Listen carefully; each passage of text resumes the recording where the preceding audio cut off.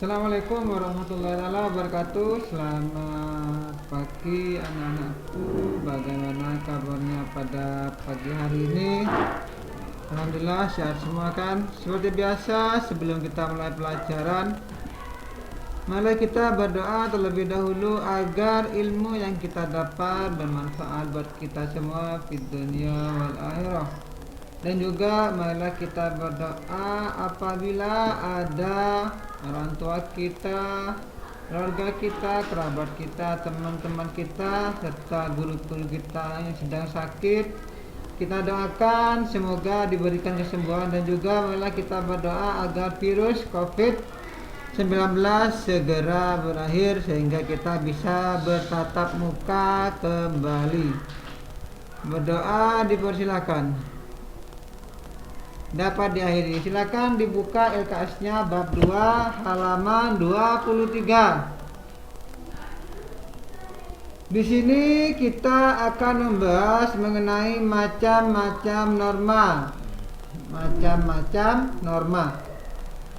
Norma bersumber dari nilai-nilai dan adat istiadat setempat, sehingga bentuknya dapat berwujud ada norma agama, kesusilaan, kesopanan, norma hukum, dan lainnya.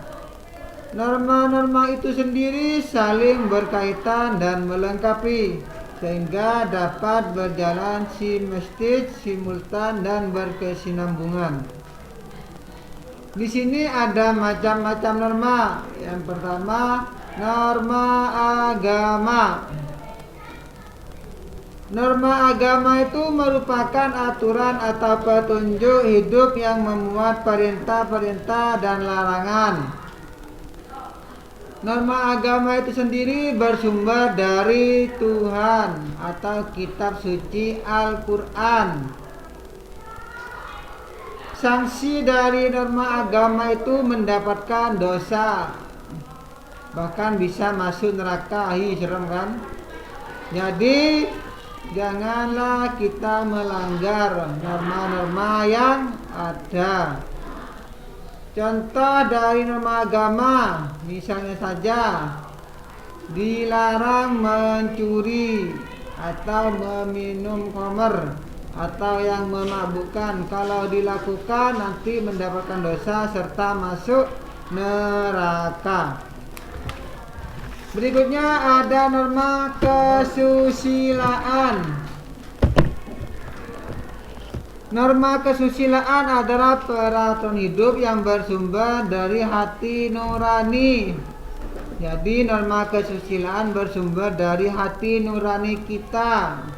Kalau dilanggar, sanksinya kita mendapatkan penyesalan dalam diri. Contohnya apa norma kesusilaan? Contohnya yaitu ketika kita menemu uang di jalan, kita ambil, tapi hati nurani kita mengatakan jangan diambil, itu bukan hak kita, sehingga timbullah rasa penyesalan. Begitu. Berikutnya norma adat istiadat. Norma adat istiadat merupakan tata perilaku yang telah terpola secara tetap dalam suatu masyarakat serta mengikat peri kehidupan masyarakat. Artinya norma adat istiadat ini bersumber dari kebiasaan dulu masyarakat adat. Jadi norma adat istiadat ini adalah kebiasaan yang ada dalam suatu masyarakat, sehingga dijadikanlah sebuah norma adat. Norma adat berlaku bagi masyarakat adat, misalnya masyarakat yang ada di pedalaman Papua. Kalau kita, sedangkan kita bukan masyarakat adat, jadi kita tidak menggunakan hukum adat. Sanksi dari norma adat itu sendiri tergantung dari aturan yang ada dalam norma adat tersebut. Misalnya, ketika kita membunuh, hukumannya apa? Misalnya denda 1 miliar, ya sudah, denda itu yang dibayarkan. Begitu. Ada norma kebiasaan. Kebiasaan terbentuk dari perilaku yang terjadi secara berulang-ulang dalam bentuk yang sama atau clockwise. Kebiasaan tergolong sebagai norma ringan, sehingga pelanggaran terhadap norma ini akan dikenai sanksi berupa guncingan sendiri atau teguran. Jadi norma kebiasaan ini kalau sanksinya berupa teguran atau sindiran bahkan kucilan dari masyarakat. Norma kebiasaan di sini bersumber juga dari masyarakat setempat. Sanksinya berupa dikucilkan dalam masyarakat, misalnya saja ketika berkendara biasanya ngebut-ngebutan. Nah, itu sanksinya apa dalam masyarakat? Dikucilkan, iku anak sopo kok gawe peda banter nemen. Nah, begitu.